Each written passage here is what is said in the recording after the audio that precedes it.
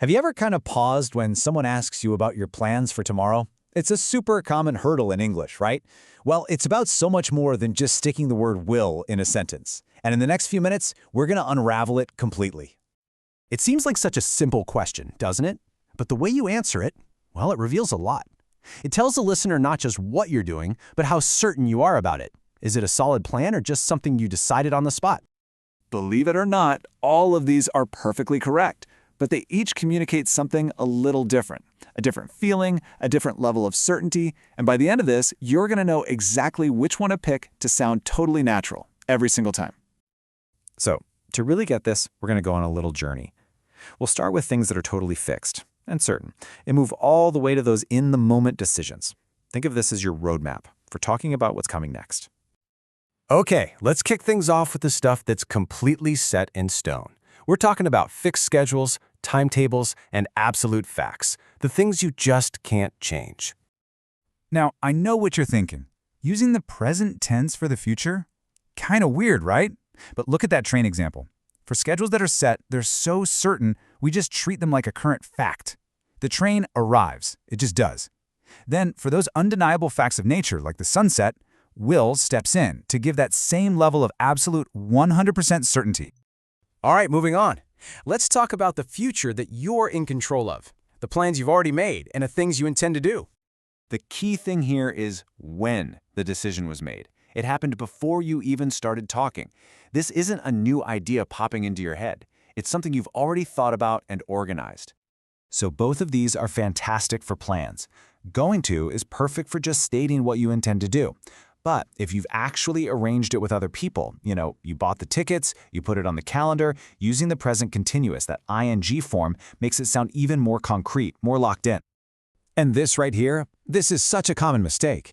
If you say, I will visit my sister next week, it almost sounds like you decided to do it that very second. For a plan you've already made, sticking to going to or the present continuous is what's going to make you sound like a native speaker. Okay, let's step into some fuzzier territory now. This section is all about predicting the future, taking a guess at what might happen, whether you've got a good reason for it or not. Here's the absolute game changer for making predictions. Just ask yourself one simple question. Is my guess based on evidence I can see, hear, or feel right now? Or is it just my opinion? That one little distinction, it changes everything. And you can see it in action right here. Those black clouds, that's visible evidence. So we say it's going to rain.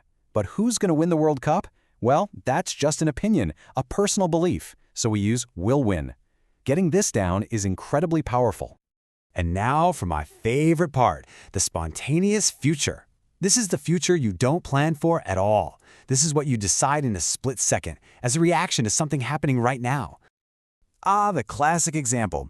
The phone starts ringing, and in that exact moment, you decide to answer. There was no plan. That instant, right-now decision is the perfect time to use will.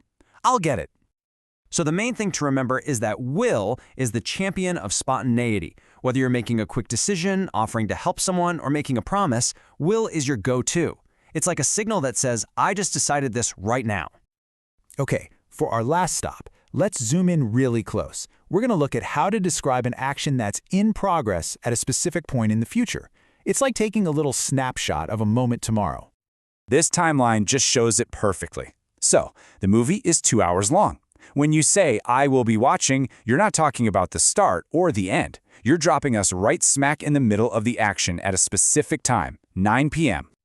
This is such a natural, everyday example.